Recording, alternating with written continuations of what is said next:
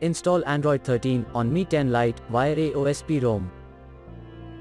Please check the description for important notes and all the download links. First download ROM and GApps packages, then transfer the downloaded files to the phone storage. Link is in the description below. Step 2. Boot your device into TWRP recovery.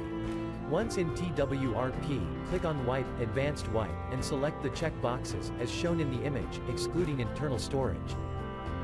Step 4. Swipe the button to wipe the device. Step 5. Go back to the recovery main screen, and tap on the Install button.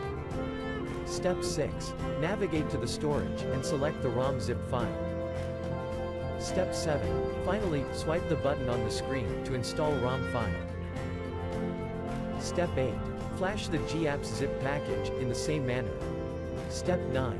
After GApps flashing completes, select Wipe Cache and Dalvik from bottom left side of screen, and swipe to wipe.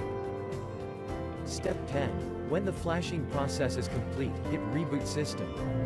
That's it, you have successfully installed the ROM on your device.